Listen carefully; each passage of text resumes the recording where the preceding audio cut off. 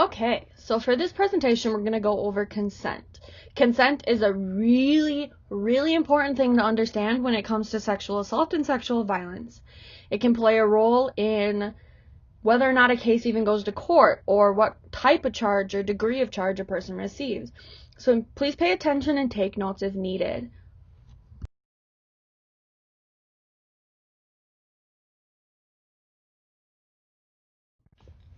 For the purpose of consent, we definitely need to define sexual violence.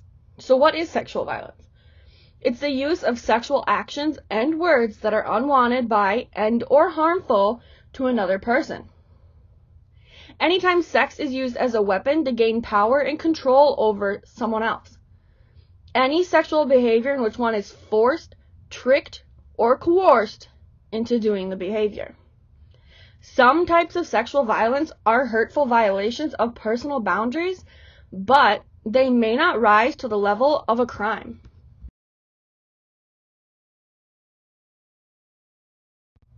First and foremost, I want to say that we here at Support Within Reach are not attorneys or lawyers. Not at all. So for the Minnesota statute, force is something that is used to define a degree. So force is the threat or infliction of bodily harm. Coercion is also used to define the degree of sexual violence. So coercion is words or circumstances that cause a person to fear that the other will inflict bodily harm or confine the person. This can be the use of their physical size or their physical strength. A victim may experience circumstances that feel coercive, but which may not rise to the level of criminal coercion. Examples include extreme peer pressure, threats to out a gay or lesbian or trans person, threats to start rumors about the person, badgering and bribing, and others like that. While circumstances may prelude to criminal charges, the sense of violation a victim feels is real. Some other examples: if you don't have sex with me, I'll break up with you. Or, if you don't have sex with me, I'll tell everyone we did anyway.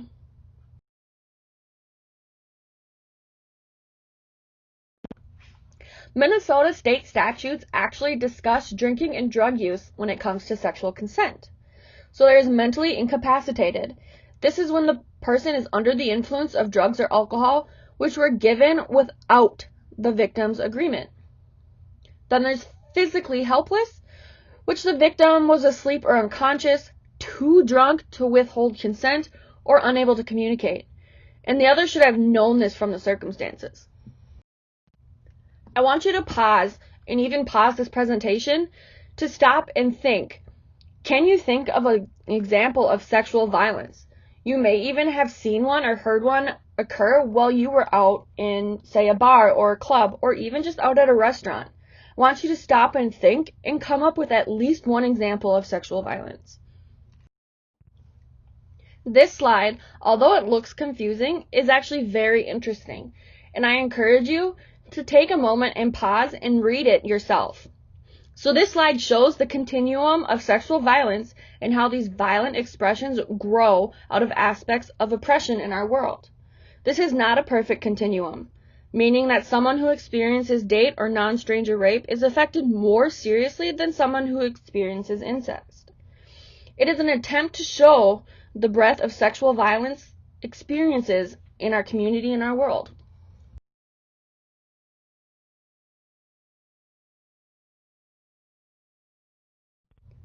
Now we're going to really discuss consent and define it.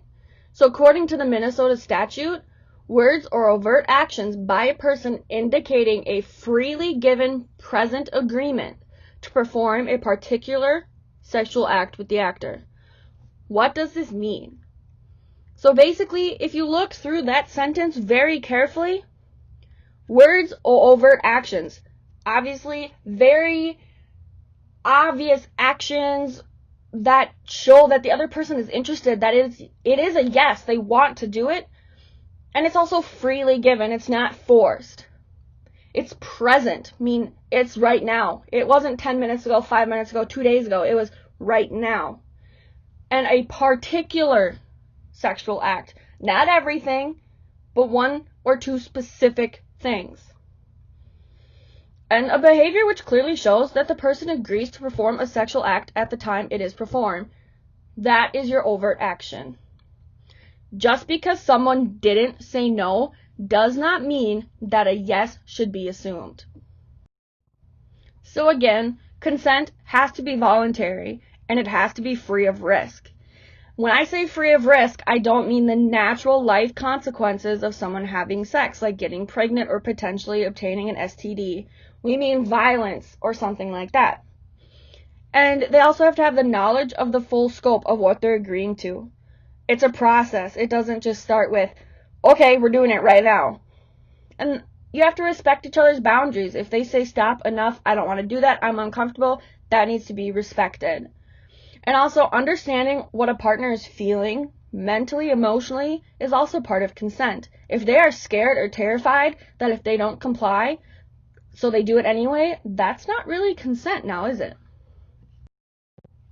So if someone is in a current relationship or if they were in a previous relationship, consent cannot be assumed. Even if it's happened before or if they talked about it before, it can still not be assumed. Everything has to be in that present moment. Every time has to have consent. Also, just because someone's failing to resist doesn't mean there was consent given. There's something called frozen fear, where the person is so afraid they cannot move. And this can be very common in sexual assault cases. And it never ever should be thought of as consent. You've heard of fight, flight, or freeze. It's the freeze. Also, giving into pressure is not consent, ever. In this slide, there is a link to another video. However, if you are watching this on YouTube, you're going to need to either get the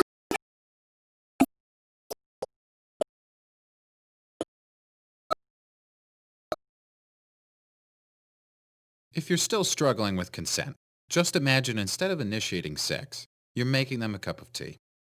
You say, "Hey, would you like a cup of tea?" And they go, "Oh my God, I would love a cup of tea. Thank you." Then you know they want a cup of tea. If you say, "Hey, would you like a cup of tea?" And they're like, I'm not really sure." Then you could make them a cup of tea or not, but be aware they might not drink it. And if they don't drink it, then, and this is the important part, don't make them drink it. Just because you made it doesn't mean you are entitled to watch them drink it. And if they say no thank you, then don't make them tea. At all. Just don't make them tea. Don't make them drink tea. Don't get annoyed at them for not wanting tea. They just don't want tea, okay? They might say, "Yes, please. That's kind of you." And then when the tea arrives, they actually don't want the tea at all. Sure, that's kind of annoying as you've gone to all the effort of making the tea, but they remain under no obligation to drink the tea. They did want tea, now they don't. Some people change their mind in the time that it takes to boil the kettle, brew the tea, and add the milk. And it's okay for people to change their mind. And you are still not entitled to watch them drink it. And if they're unconscious, don't make them tea. Unconscious people don't want tea. And they can't answer the question, "Do you want tea?" Because they're unconscious. Okay, maybe they were conscious when you asked them if they wanted tea. And they said yes. But in the time it took you to boil the kettle, brew the tea, and add the milk, they are now unconscious. You should just put the tea down. Make sure the unconscious person is safe. And this is the important part again. Don't make them drink the tea. They said yes then, sure, but unconscious people don't want tea. If someone said yes to tea, started drinking it, and then passed out before they'd finished it, don't keep on pouring it down their throat. Take the tea away. Make sure they're safe, because unconscious people don't want tea. Trust me on this. If someone said yes to tea around your house last Saturday, that doesn't mean they want you to make them tea all the time. They don't want you to come around to their place unexpectedly and make them tea and force them to drink it going, "But you wanted tea last week." Or to wake up to find you pouring tea down their throat going, "But you wanted tea last night." If you can understand how completely ludicrous it is to force people to have tea when they don't want tea, and you're able to understand when people don't want tea, then how hard is it to understand it when it comes to sex? Whether it's tea or sex, consent is everything. And on that note, I'm going to go make myself a cup of tea.